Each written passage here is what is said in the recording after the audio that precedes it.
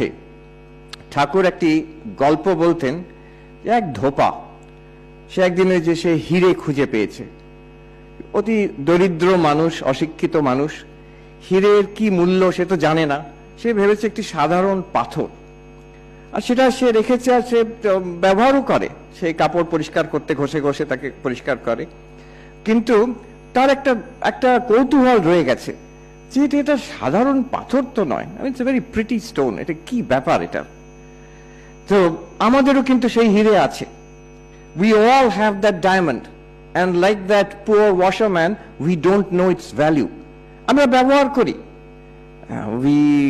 আমরা এই যে দেখছি, এখন কথা বলছি, চিন্তা করছি, সুখ দুঃখের জীবনযাপন করছি, সব ওই একটা হীরের জন্য।